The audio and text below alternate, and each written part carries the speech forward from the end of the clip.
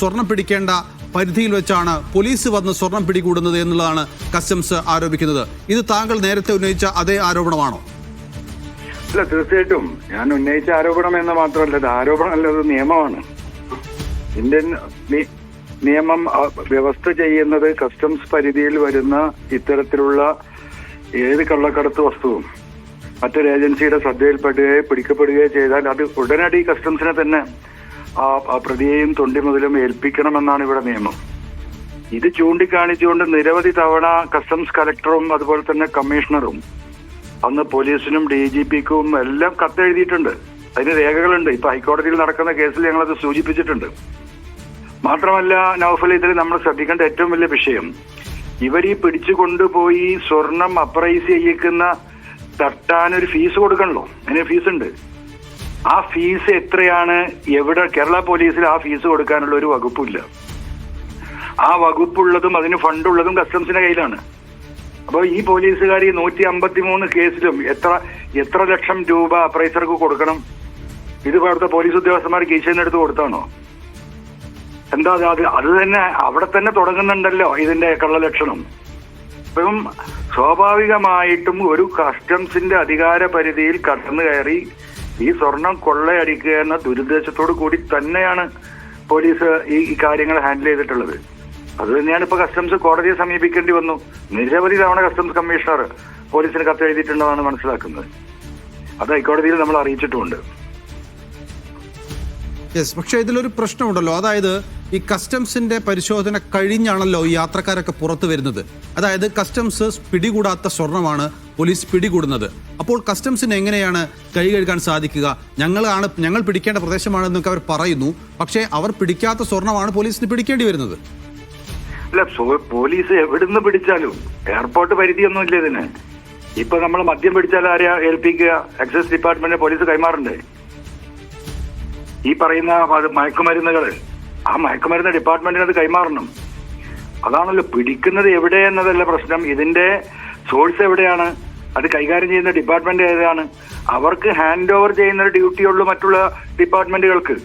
അതും ചെയ്തിട്ടില്ലല്ലോ. ഞാൻ ഈ പറഞ്ഞതുപോലെ ഇത് വെരിഫൈ ചെയ്യാനോ ഇത് അപ്രൈസ് ചെയ്യാനോ കേരള പോലീസ് ആക്ടിൽ ഒരു വകുപ്പില്ല. പിന്നെ എങ്ങനെ പോലീസ് കൈകാര്യം ചെയ്യാം? ഇപ്പൊ ഒരു കുട്ടിയെ പിടിച്ചു, ഒരു ജുവനൈൽ ഹോമില് ഒരു ചെറിയ കുഞ്ഞിനെ വഴിയിൽ വെച്ചിട്ട് ഇതുപോലെയുള്ള എന്തെങ്കിലും ഒരു കേസിൽ പിടിച്ചു കഴിഞ്ഞാൽ അത് ആരെ ഏൽപ്പിക്കുക? ജുവനൈൽ ഹോമിലാണ് ആ കുട്ടിയെ ആദ്യം എത്തിക്കുക, പിന്നെ കേസ് ആരംഭിക്കുന്നത്. അതിനൊരു വ്യവസ്ഥയല്ലേ? ഈ വ്യവസ്ഥകളൊക്കെ ലംഘിച്ചിട്ട് കസ്റ്റംസിന്റെ എല്ലാ നിയമങ്ങളും പോലീസ് കടന്നു കയറി ഞങ്ങളത് എന്താ പറയാ കൈകാര്യം ചെയ്യുന്ന ഒരു രീതിയല്ലേ ഇവിടെ ഉണ്ടായത്? അല്ല, അത് ഞാൻ അംഗീകരിച്ചുകൊണ്ട് തന്നെ ചോദിക്കട്ടെ. ഇപ്പൊ കസ്റ്റംസ് കണ്ണടയ്ക്കാതെ ഒരു യാത്രക്കാരന് സ്വർണം പുറത്തെത്തിക്കാൻ കഴിയില്ല എന്ന് താങ്കൾക്കും അറിവുള്ളതാണല്ലോ.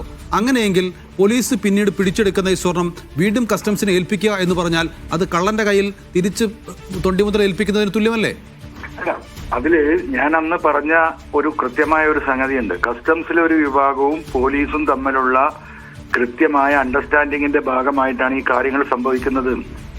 അവിടെ സ്കാനിങ് സമയത്ത് കസ്റ്റംസ് ഉദ്യോഗസ്ഥന്മാർ ഒളിപ്പിച്ചു വച്ച സ്വർണം ഐഡന്റിഫൈ ചെയ്യുകയും അത് ഐഡന്റിഫൈ ചെയ്തിട്ട് അതിനെ കാണാതെ കണ്ടില്ല എന്ന് നടിച്ച് ഇവരെ പുറത്തേക്ക് വിടുകയും ഈ പാസഞ്ചർ പുറത്തേക്ക് കടന്നു പോകുന്ന വഴിക്ക് പോലീസിന് ഇൻഫോം ചെയ്യുകയും വഴിയിൽ വെച്ച് ഈ പാസഞ്ചറെ കണ്ടെത്തി ഇത് പിടിച്ചെടുത്ത് അതിന്റെ 3/4 ഭാഗവും അടിച്ചു മാറ്റുന്നു. അത് കസ്റ്റംസും പോലീസും തമ്മിൽ അത് ഓഹരി വെക്കുന്നു എന്നാണ് പറഞ്ഞിരുന്നത്. അത് തന്നെയാണ് സംഭവിച്ചത്. പക്ഷെ ഉയർന്ന ഉദ്യോഗസ്ഥന്മാരെ സംബന്ധിച്ച് ഇവർ ഈ വാർത്തകൾ കാണുന്നു, ഇതിന്റെ യാഥാർത്ഥ്യം അറിയുന്നില്ല, പോലീസ് പിടിക്കുന്നു. ആ നിലക്കാണ് കസ്റ്റംസ് ഇതിനെ പോലീസിന് കത്തെഴുതിക്കൊണ്ടേയിരുന്നത്. ഇതാണ് ഇതിലെ വസ്തുത. 170 കേസുകളാണ് പോലീസ് അവിടെ രേഖപ്പെടുത്തിയത്. പക്ഷെ അതിൽ 6 എണ്ണം മാത്രമാണ് കസ്റ്റംസിന് കൈമാറിയത്, അല്ലേ?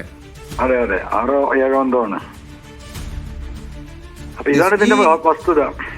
ഈ അവിശുദ്ധ കൂട്ടുകെട്ടുണ്ടല്ലോ, ഈ കസ്റ്റംസിലെ ചില ഉദ്യോഗസ്ഥരും പോലീസും തമ്മിലുള്ള ഈ അവിശുദ്ധ കൂട്ടുകെട്ട്, ഇത് തുറന്നു കാണിക്കാൻ താങ്കൾക്ക് സാധിച്ചിരുന്നോ?